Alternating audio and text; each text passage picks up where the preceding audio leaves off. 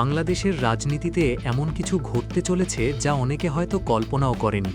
ক্ষমতার সর্বোচ্চ আসনে বসে থাকা একজন মানুষকে ঘিরে এমন এক ঝড় তৈরি হচ্ছে যে ঝড়ের আজ পুরো দেশের রাজনৈতিক মানচিত্র বদলে দিতে পারে।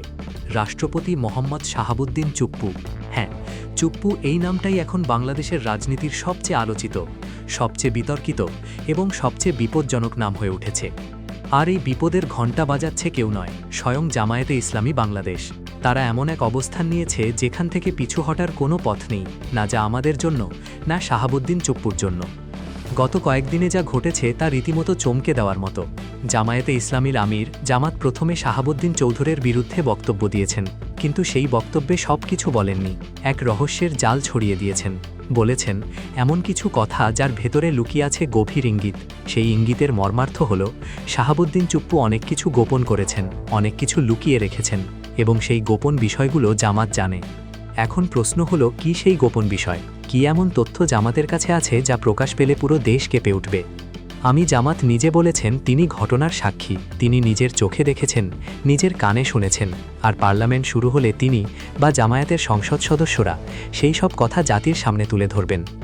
এই ঘোষণা শুনে যে কারো মনে প্রশ্ন জাগে স্বাভাবিক, তাহলে কি পার্লামেন্টের প্রথম অধিবেশনে বোমা থাকবে? এরপর জামাত আরও এক ধাপ এগিয়ে গেছে, আনুষ্ঠানিকভাবে বিবৃতি দিয়ে শাহাবুদ্দিন চুক্তির বিরুদ্ধে সরাসরি শপথ লঙ্ঘনের অভিযোগ এনেছে জামায়াতে ইসলামের কেন্দ্রীয় প্রচার বিভাগের সিনিয়র প্রচার সহকারী মুজিবুল আলমের পাঠানো এক সংবাদ বিজ্ঞপ্তিতে। দলটির সেক্রেটারি জেনারেল মিয়া গোলাম পরওয়ার এই উদ্বেগের কথা জানিয়েছেন। বিবৃতিতে স্পষ্ট করে বলা হয়েছে যে রাষ্ট্রপতি পদটি দেশের সর্বোচ্চ সাংবিধানিক পদ, এবং এই পদে অধিষ্ঠিত ব্যক্তির প্রতি বক্তব্য ও পদক্ষেপ জাতির জন্য অত্যন্ত গুরুত্বপূর্ণ। সেই পদে বসে থাকা মানুষটি যখন রাষ্ট্রীয় শপথ ভঙ্গ করেন, গোপনীয়তা রক্ষার নীতিমালা লঙ্ঘন করেন, তখন তিনি আর সেই পদে থাকার যোগ্যতা রাখেন না। এটাই জামাতের পরিষ্কার বার্তা। কিন্তু এখানেই গল্প শেষ নয়, আসল গল্প এখন থেকে শুরু হচ্ছে। সম্প্রতি একটি জাতীয় দৈনিকে প্রকাশিত একটি সাক্ষাৎকারে রাষ্ট্রপতি শাহাবুদ্দিন রাষ্ট্রের অভ্যন্তরীণ ও গোপনীয় বিষয় জনসম্মুখে প্রকাশ করে বসেছেন। এটা কোনো সাধারণ ঘটনা নয়। একজন রাষ্ট্রপতি যখন রাষ্ট্রের গোপনীয় তথ্য প্রকাশ করেন, তখন তিনি শুধু শপথ ভঙ্গ করেন না, তিনি রাষ্ট্রের আমানত রক্ষায় চরমভাবে ব্যর্থ হন। জামায়াতের সেক্রেটারি জেনারেল ঠিক এই কথাটাই বলছেন। রাষ্ট্রের গোপন বিষয় মতো আমানত রক্ষায় তিনি ব্যর্থতার পরিচয় দিয়েছেন, এবং এতে দেশবাসীর মধ্যে নানান প্রশ্ন, বিতর্ক ও সন্দেহ সৃষ্টি হয়েছে। এই বিবৃতি দিয়ে জামাত আসলে কি করছে সেটা বুঝতে হলে একটু গভীরভাবে ভাবতে হবে। জামাত এই বিবৃতি দিয়ে শুধু উদ্বেগ প্রকাশ করেনি, জামাত নিজেকে নৈতিকভাবে দায়বদ্ধ করে ফেলেছে। কারণ আপনি যখন বলছেন রাষ্ট্রপতি শপথ ভঙ্গ করেছেন, তখন এই কথার পরবর্তী ধাপ কি? পরবর্তী ধাপ হলো ইমপিচমেন্ট। অভিশংসন। এই বিবৃতি হল সেই অভিশংসনের গ্রাউন্ড তৈরি। জামাত এখন সংসদে বেসরকারি বিল উত্থাপন করে রাষ্ট্রপতিকে অভিশংসনের উদ্যোগ নিতে নৈতিকভাবে বাধ্য। কারণ আপনি যদি বলেন রাষ্ট্রপতি শপথ ভঙ্গ করেছেন, তাহলে শুধু উদ্বেগ প্রকাশ করে চুপ করে বসে থাকলে তো হবে না, কাজ করতে হবে। আর সেই কাজটাই জামাত করতে চাচ্ছে। এখন এই পুরো বিষয়টির পেছনে একটি গভীর এবং সূক্ষ্ম রাজনৈতিক খেলা চলছে, যেটা অনেকেই হয়তো ধরতে পারছেন না। শাহাবুদ্দিন চুপ্পু যদি রাষ্ট্রপতি পদে থেকে যান, তাহলে একটি ভয়ঙ্কর সম্ভাবনা তৈরি হয়। সেই সম্ভাবনার নাম শেখ হাসিনার পুনর্বাসন। বিষয়টা এরকম, শেখ হাসিনার বিরুদ্ধে যে মামলাগুলো চলছে, সেগুলোতে সর্বোচ্চ শাস্তি বন্ধ হতে পারে। এখন আইনের প্রক্রিয়া অনুযায়ী ডেথ রেফারেন্স জারি হওয়ার পর আপিলের সুযোগ নেই বললেই চলে। শুধু একটি মাত্র সুযোগ থাকে, রিভিউ পিটিশন।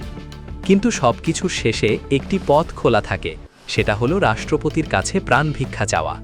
এখন উপরাষ্ট্রপতি থাকা অবস্থায় শেখ হাসিনা যদি প্রাণ ভিক্ষা চান, তাহলে কি হবে? চুপ্পুকে শেখ হাসিনাকে প্রাণ ভিক্ষা দেবেন না? শতবার দেবেন। শুধু শেখ হাসিনাকে নয়, আওয়ামী লীগের যে কেউ প্রাণ ভিক্ষা চাইলে চুপ্পু তাকে ক্ষমা করে দেবেন। এটাই হলো সেই ভয়ঙ্কর ষড়যন্ত্রের নীল নকশা, যা জামাতে ইসলামী আজ করতে পেরেছে। পরিকল্পনাটা আরও গভীর। শেখ হাসিনা দেশে ফিরবেন, তাকে বিমানবন্দর থেকে গ্রেফতার করা হবে, তারপর জেলে যাবেন, তারপর আদালতে বিচার হবে, তারপর সর্বোচ্চ শাস্তি হবে, তারপর প্রাণ ভিক্ষার আবেদন করবেন। রাষ্ট্রপতি চুপ্পু সেই আবেদন মঞ্জুর করবেন, শেখ হাসিনা মুক্তি পাবেন এবং আবার রাজনীতিতে ফিরে আসবেন। এটা কোনো কাল্পনিক গল্প নয়, এটা একটি সুচিন্তিত পরিকল্পনা। আর এই পরিকল্পনা বাস্তবায়নের জন্যেই শাহাবুদ্দিন দুপুর 2028 সাল পর্যন্ত রাষ্ট্রপতি পদে থাকার আগ্রহ প্রকাশ করেছেন। এই আগ্রহের পেছনে কার হাত আছে সেটা বুঝতে রকেট সায়েন্টিস্ট হওয়ার দরকার নেই। জামাতে ইসলামী এই পুরো ছবিটা দেখতে পাচ্ছে এবং এই ষড়যন্ত্র ভেস্তে দিতে মরিয়া হয়ে উঠেছে। চুপ্পুকে সরিয়ে দেওয়া মানে শেখ হাসিনার প্রাণভিক্ষা পাওয়ার শেষ আশাটুকু শেষ করে দেওয়া। চুপ্পুকে সরিয়ে দেওয়া মানে আওয়ামী লীগের সেই গোপন পরিকল্পনা ধূলিসাৎ করে দেওয়া, এবং ঠিক এই কাজটাই জামাত করতে চাইছে। এখন এখানে একটি মজার এবং একই সাথে ভয়ঙ্কর রাজনৈতিক সমীকরণ তৈরি হচ্ছে। জামাত যদি সংসদে ইমপিচমেন্ট বিল উত্থাপন করে, তাহলে বিএনপির কি অবস্থান হবে? বিএনপি কি সেই বিলে সম্মতি দেবে? যদি দেয় তাহলে চুপ্পু তো যাচ্ছেন, কিন্তু যদি না দেয়, যদি বিএনপি এই অভিশংসন বিলে রাজি না হয়, তাহলে জাতির সামনে অনেকগুলো প্রশ্ন দাঁড়িয়ে যাবে। এমন একজন মানুষকে নিয়ে বিজেপির এত দরদ কেন?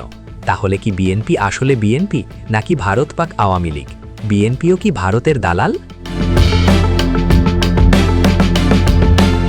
এই প্রশ্নগুলো এখন তীব্র, তবে জাতির সামনে আসবে এবং বিএনপিকে ভিলেন বানিয়ে দেবে।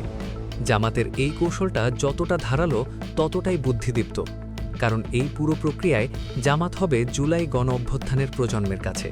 জামাত হয়ে উঠবে আস্থার প্রতীক। ইতিহাসের পাতায় জামাত অবিস্মরণীয় হয়ে থাকবে, যে দলটি একজন অযোগ্য শপথভঙ্গ করে রাষ্ট্রপতিকে জয় বাংলা করে দিয়েছে। ১৬২ জন শিশুসহ যত মানুষকে যাতে সেই গণহত্যার বিচার যাতে ভেস্তে না যায় সেটা নিশ্চিত করেছে জামাত। এই ন্যারেটিভ তৈরি হবে এবং জামাতের জনপ্রিয়তা আকাশ ছুঁয়ে যাবে। আরও এক বিষয় আছে যেটা অনেকেই খেয়াল করছেন না। শেখ হাসিনা যদি মুক্ত থাকেন এবং রাজনীতিতে ফিরে আসেন, তাহলে আওয়ামী লীগ আবার বড় দল হিসেবে ঘুরে দাঁড়াবে। কিন্তু শেখ হাসিনা মুক্ত আওয়ামী লীগ সর্বোচ্চ জাতীয় পার্টির সমকক্ষ হতে পারবে, তার বেশি নয়। তার মানে চুপ্পুকে সরিয়ে দেওয়া মানে শুধু একজন রাষ্ট্রপতিকে সরিয়ে দেওয়া নয়, এটা আওয়ামী লীগকে চিরতরে দুর্বল করে দেওয়া এক মাস্টার স্ট্রোক। আর জামাত সেই মাস্টার স্ট্রোক খেলতে যাচ্ছে। জামাতের এই আক্রমণাত্মক অবস্থানের আরও এক ফলাফল হতে পারে, যেটা অনেকে এখনও ভাবেননি। আওয়ামী লীগের অনেক নেতাকর্মী ভয়ে পরিস্থিতির চাপে দলত্যাগ করেছেন। তারা কোনো আদর্শে অনুপ্রাণিত হয়ে দল বদলান না, তারা পরিস্থিতির শিকার হয়ে বদলান। এখন জামাতের যে পরিস্থিতি তৈরি করেছে, সেই পরিস্থিতির চাপে আওয়ামী লীগের অনেকে জামাতে আসতে পারেন। জামাতের এই কৌশলী আঘাত আওয়ামী লীগের অভ্যন্তরে ভাঙন ধরাবে এবং জামাতের সাংগঠনিক শক্তি বৃদ্ধি পাবে। এক বিষয় লক্ষ্য করার মতো, শাহাবুদ্দিন নিজের নামের পেছন থেকে চুপ্পু শব্দটা বাদ দিয়ে শুধু শাহাবুদ্দিন হিসেবেই পরিচিত হতে চেয়েছেন। এটা অনেকটা সেই মানুষের মতো যারা নিজেদের আসল পরিচয় লুকিয়ে ইলিশ আসতে চান। কেউ বংশ পরিচয় লুকিয়ে নামের পেছনে সংক্ষিপ্ত রূপ জুড়ে দেন, কেউ চৌধুরী লাগান যার সাথে তার বংশের কোনো সম্পর্কই নেই। চুপ্পুও ঠিক তেমনই নিজের আসল পরিচয় ঢেকে রাখতে চেয়েছেন, কিন্তু পরিচয় কি লুকিয়ে রাখা যায়? জামায়াতে ইসলামী সেই পরিচয় জাতির সামনে উন্মোচন করতে যাচ্ছে। পার্লামেন্টে শুরু হতে আর বেশি দেরি নেই। সংসদের প্রথম অধিবেশন শুরু হলেই জামাত তাদের অস্ত্র বের করবে। সেই অস্ত্র হলো তথ্য, সেই তথ্য হলো সাক্ষ্য, সেই অস্ত্র হলো ইমপিচমেন্ট বিল। শাহাবুদ্দিন চুপ্পু হয়তো ভেবেছিলেন ২০২৮ সাল পর্যন্ত নিশ্চিন্তে বঙ্গভবনে বসে থাকবেন, কিন্তু জামায়াতে ইসলামী সেই স্বপ্ন ভেঙে দিতে চলেছে। চুপ্পু পদত্যাগ করতে চাইবেন না, কারণ তার পেছনে আওয়ামী লীগের এজেন্ডা আছে, ভারতের পরিকল্পনা আছে, শেখ হাসিনার মুক্তির নীল নকশা আছে। কিন্তু জামাত সেই পরিকল্পনা ভেস্তে দিতে বদ্ধপরিকর। এখন প্রশ্ন হলো, বিএনপি কোন পক্ষ নেবে? বিএনপি কি জামাতের সাথে থাকবে, নাকি চুপ্পুকে রক্ষা করতে যাবে? এই প্রশ্নের উত্তরের উপর নির্ভর করছে বাংলাদেশের রাজনীতির ভবিষ্যৎ। জামাত তার দাবার চাল দিয়ে ফেলেছে, এখন দেখার বিষয় বিএনপি কি চাল দেয়। যদি বিএনপি জামায়াতের সাথে থাকে, তাহলে চুপ্পু করে জয় বাংলা নিশ্চিত, আর যদি না থাকে, তাহলে বিএনপি নিজেই জাতির কাঠগড়ায় দাঁড়াবে। যেভাবেই হোক, রাষ্ট্রপতি শাহাবুদ্দিন চুপ্পুর জন্য দিনগুলো আর আগের মতো নেই। পার্লামেন্টের প্রথম অধিবেশন, এরপর থেকেই তার জন্য কাউন্টডাউন শুরু হবে। জামায়াতে ইসলামী সেই কাউন্টডাউনের ঘড়ি ইতিমধ্যেই চালু করে দিয়েছে, এখন শুধু সময়ের অপেক্ষা।